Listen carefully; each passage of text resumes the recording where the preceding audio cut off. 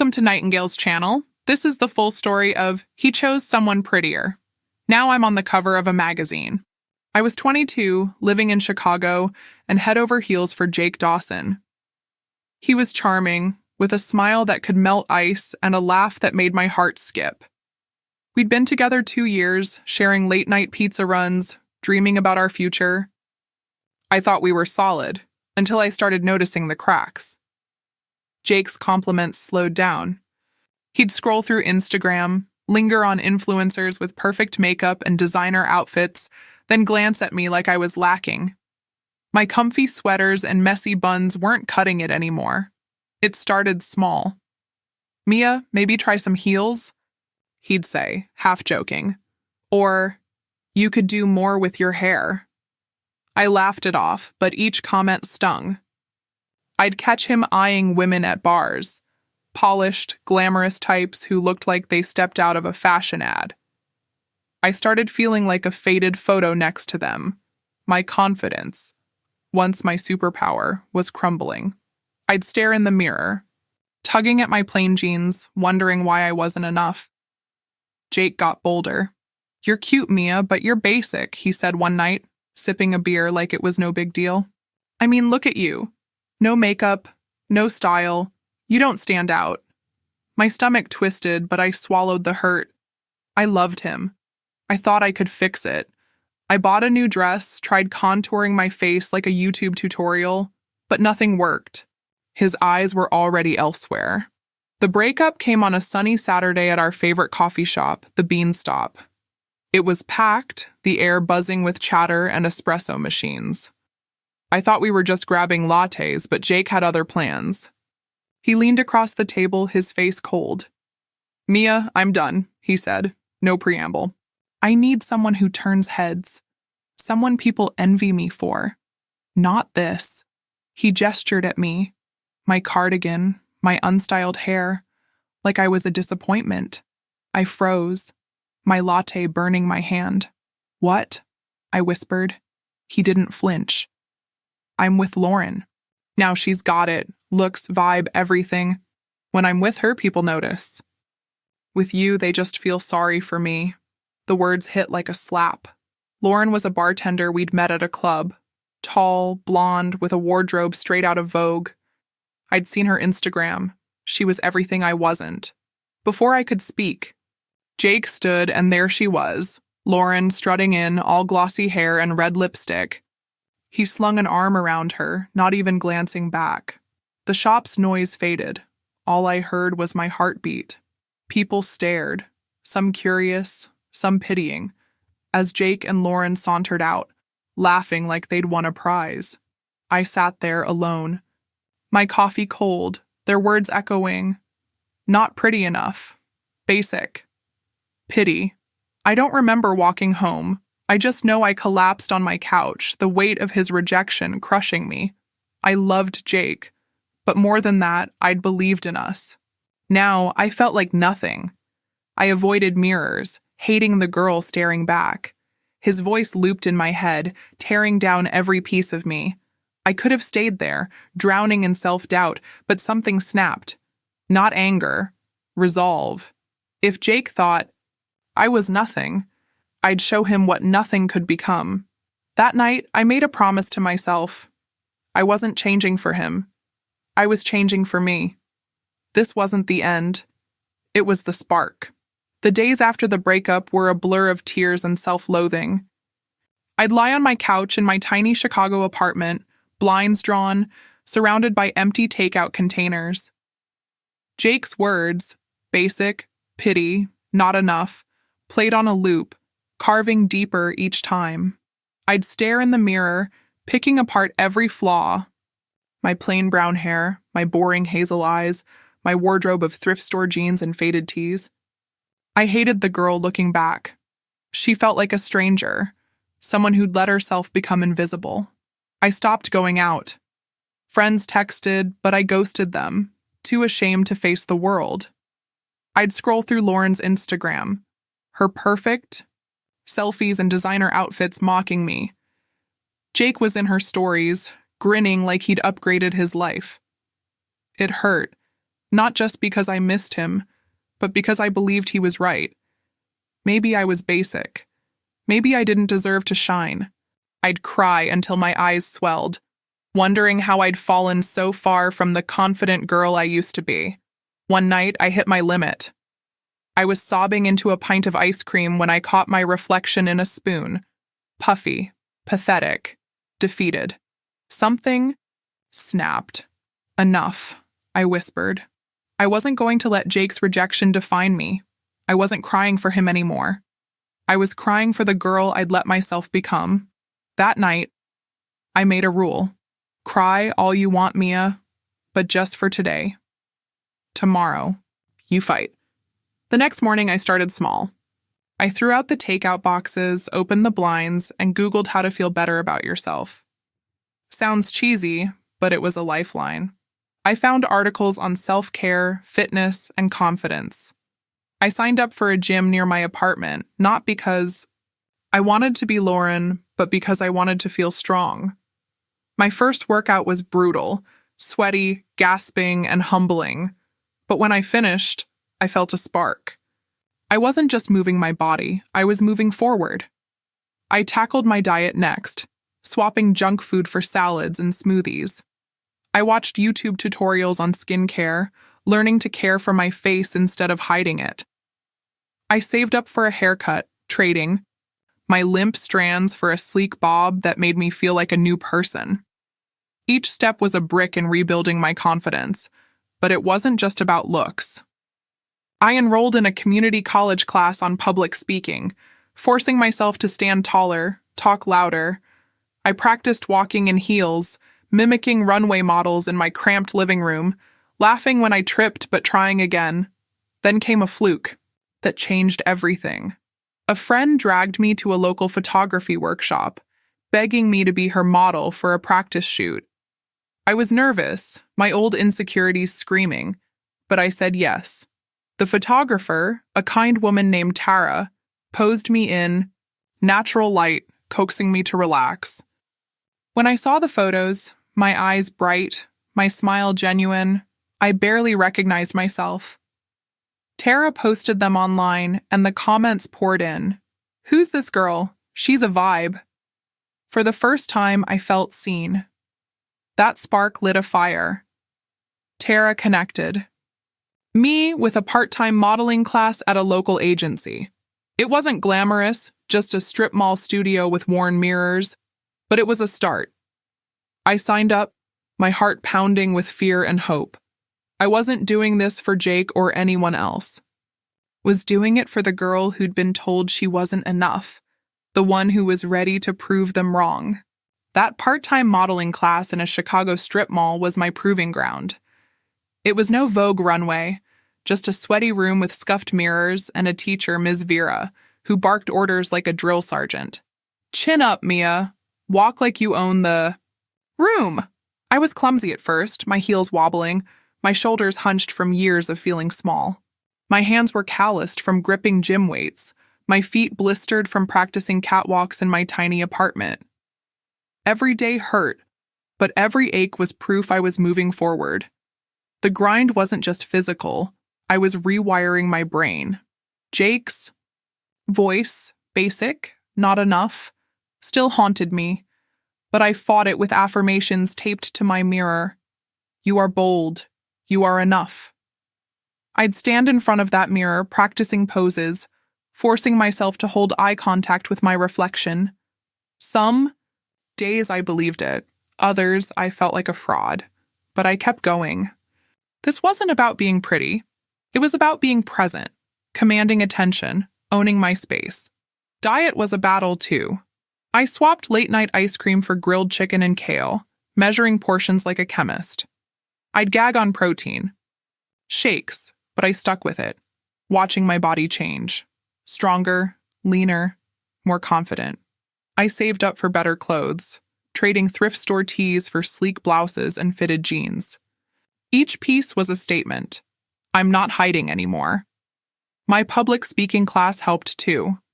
I learned to project my voice, to walk into a room and make it listen. Slowly, The girl who'd shrunk under Jake's criticism was fading. The modeling. Class led to auditions, and let me tell you, rejection stings.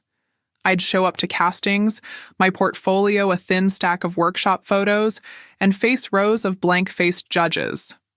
Too plain, one said. Not commercial enough, said another. I'd limp, home, feet throbbing, and cry into my pillow. But Ms. Vera's words stuck. Every no is one step closer to a yes. So I kept auditioning, refining my walk, my poses, my mindset. Then, a break. I got a call from Tara, the photographer from the workshop. She'd shown my photos to a friend, Leo Marquez, a big-deal fashion photographer scouting for a new campaign. He wants to meet you, Tara said. I nearly dropped my phone. Leo was a name. His work was in vogue, you name it. The meeting was at his studio, a sleek loft downtown. I wore my best outfit, a black jumpsuit I'd saved 3 paychecks for, and walked in like I belonged even though my knees were shaking. Leo was intense, all sharp eyes and zero small talk. Show me your walk, he said. No warm-up. I strode across the room, Ms. Vera's voice in my head. He didn't smile, just nodded. You've got something, he said. Raw, but real. He offered me a test shoot for a lookbook with a mid-tier brand. I nailed it. Smoldering looks, sharp angles, confidence I didn't know I had. When the lookbook dropped online, it went viral. Comments flooded in. Who is she? Obsessed with her vibe. My inbox exploded with offers. Ads, runway gigs, even a small cosmetics campaign. 6 months later, I got the call that stopped my heart. An offer to be the cover model for Glamour magazine. Me, Mia Carter, the basic girl Jake dumped, on a national cover. When I saw the proofs, my face bold, eyes fierce, framed by glossy curls, I didn't recognize her. But she was me, every millimeter earned. At 24, I was no longer the insecure girl Jake left in that coffee shop. I was Mia Carter, the face of Luminary, a high-end skincare brand launching their new line at a glitzy Chicago event. The venue was a sleek downtown ballroom, all crystal chandeliers and velvet drapes, buzzing with influencers, celebs, and press. My face was plastered on posters outside. Bold makeup, fierce eyes, a glow that screamed confidence. Inside, I was a bundle of nerves, but I'd learned to fake it till I made it. Backstage, I slipped into my outfit, a crimson gown that hugged my curves, paired with stilettos I'd practiced walking in for weeks. My hair was swept into a sleek updo, my makeup flawless, smoky eyes, glossy lips. My coach, Ms. Vera, would have been proud. I ran through my cues with the event coordinator, my heart racing. I was to walk out, pose for the cameras, and deliver a short speech about inner radiance. No big deal, right? Except it was the moment, the kind I'd dreamed of when I was crying into ice cream pints. The lights dimmed, the music swelled, and the MC's voice boomed, introducing Mia Carter, the face of Luminary. I stepped onto the stage and the spotlight hit me like a wave. The crowd erupted, clapping, cheering, cameras flashing. I struck my pose, chin high, hips angled, every lesson from modeling class kicking in. I felt electric, like I was born for this. I scanned the room, soaking in the energy, and delivered my speech without a hitch. Radiance isn't just skin deep, I said, voice steady. It's the fire you build inside. The applause was deafening. As I glided off stage, high on adrenaline, I caught a glimpse of someone in the shadows near the catering setup. My stomach lurched. Jake. Same tousled hair, same cocky stance. But he wasn't the star of this show. He was in a black polo, lugging a crate of water bottles, a name tag pinned to his chest.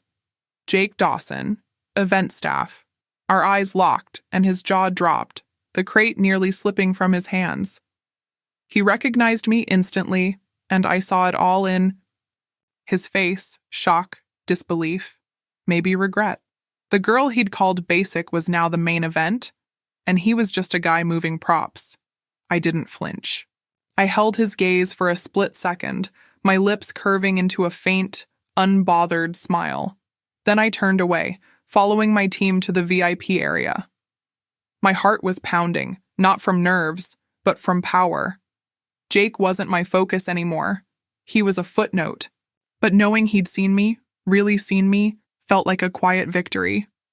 I didn't need his approval, but I'd be lying if I said it didn't sting a little less seeing him stuck in the background. Later, as I mingled with guests, I overheard a staffer mention Jake. Apparently, he'd bounced between odd jobs since. We broke up, never quite landing on his feet. Lauren, his upgrade, was long gone, and he was scraping by. I didn't feel joy hearing it, just a strange calm. His choices weren't my burden anymore. I'd built this moment, this life, without him. As the event wrapped, I posed for one last photo, the crowd still buzzing. The lights caught my gown, my smile, my fire. Jake was somewhere in the dark, packing up tables, but I didn't look back. This was my stage, and I was just getting started. The Luminary event was winding down, the ballroom still humming with chatter and clinking glasses. I was in the VIP lounge sipping sparkling water, fielding compliments from influencers and execs. My crimson gown shimmered under the lights, and for the first time in years, I felt like I belonged. But as I laughed with a brand rep, I sensed eyes on me. I turned, and there he was, Jake, hovering near the exit, his event staff polo wrinkled, his face a mix of nerves and something else. Regret? Too late for that. I excused myself and stepped into a quieter hallway, knowing he'd follow. Sure. Enough, he did, his steps hesitant. Mia, he called, voice low, like he was testing the waters. I turned, my expression cool, channeling every ounce of Ms. Vera's own the room energy. Up close, Jake looked smaller than I remembered. Tired eyes, stubble, no trace of the cocky charm that once had me hooked. Can we talk? He asked, glancing around like he was afraid someone would see. I crossed my arms, my heels giving me an edge. What's there to talk about, Jake? He shifted, uneasy. I messed up, okay? Seeing you tonight, you're wow. You're not the girl I knew. His words were meant to flatter, but they grated. I tilted my head, letting him squirm. No, Jake. I'm still me. You just never saw me. His face fell, and for a second, I saw the old Jake, the one who'd made me feel small with a single word, basic. He tried again, stepping closer. I was an idiot, Mia. Lauren, that whole thing, it was a mistake. You're the real deal. I want to make this right. His voice cracked, and I almost laughed. Make it right? After he'd humiliated me, left me questioning my worth, I took a breath, steadying myself.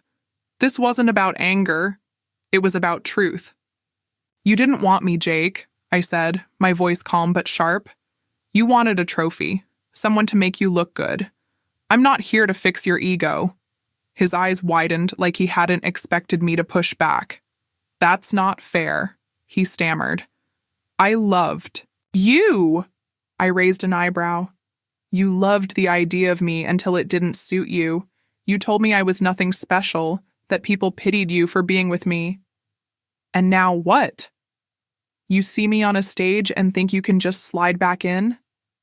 I stepped forward, my voice dropping. I didn't get here for you, Jake. I got here because I realized I'm worth more than your opinion. The hallway felt charged, like the air before a storm. Jake's face flushed, a mix of shame and desperation. I'm sorry, okay? I was wrong. Can't we at least? I cut him off, my smile icy. No, we're done. I'm not your second choice, and I'm not your redemption story. I paused, letting the words sink in. I'm not prettier because you're here, Jake. I'm prettier because I know I'm enough. I turned, my gown swishing, and walked back to the lounge without looking back. My heart was racing, but not from pain, from power. Jake's apology didn't heal me. It just confirmed what I'd learned. My worth was never his to define. As I rejoined the party, the crowd's energy wrapped around me like armor. I was Mia Carter, and this was my moment. After the Luminary event, my life hit fast forward. That glamour cover, it was just the start. My face started popping up everywhere. Billboards in Times Square, ads on subway platforms, even a cameo in a music video. Brands lined up from fashion houses to fitness lines, all wanting Mia Carter's vibe. I walked runways in New York, posed for Vogue, and signed a deal to be the global ambassador for Luminary. At 24, I was living a dream I hadn't dared to dream back when I was crying over Jake in my dingy apartment. But it wasn't just about the glitz. The media caught wind of my story. Small-town girl turned Chicago reject turned fashion icon. They called me the modern woman's inspiration, a label that felt bigger than me. I started getting invites to speak at events, not just about beauty, but about resilience. My favorite was a Chicago women's conference, where I stood on a stage, lights blazing, and told a packed auditorium, "Your worth isn't in someone else's eyes. It's in the fire you build yourself." The crowd roared, and I felt every blister, every rejection, every late-night practice session pay off. Jake? He was a ghost in my rear view. I'd hear whispers about him, still bouncing between dead-end jobs, single, stuck in the same Chicago bars we used to haunt. One day I saw him in a newsstand photo, flipping through a magazine with my face on the cover. His expression, part awe, part defeat, said it all. He wasn't my enemy anymore. He was just a guy who'd missed the point. I didn't need him to hurt. I didn't need him to care. My success wasn't about making him regret. It was about making sure I'd never forget what it felt like to be underestimated. I kept that old photo of us, tucked in a drawer, not out of love, but as a reminder. Not of Jake, but of the girl who thought she was basic. She's still in me, and I'm proud of her. She's the one who got up, who signed up for that gym, who tripped in heels but kept walking. Every time I step onto a set or a stage, I carry her with me. She's why I don't hate Jake. His betrayal was the spark, my fire was the answer. The pinnacle came at a talk show, taping in LA. The set was dazzling. Golden lights, a live band, a host who called me the moment. I wore a white suit, sharp and tailored, my hair loose and wavy. The audience was electric, hanging on my every word as I shared my journey. The coffee shop breakup, the mirror I avoided, the grind that rebuilt me. I don't need anyone to regret hurting me, I said, my voice steady. I just need them to see I'm still here, shining. The crowd leapt to their feet and I stood there not for the applause, but for the girl who'd made it through.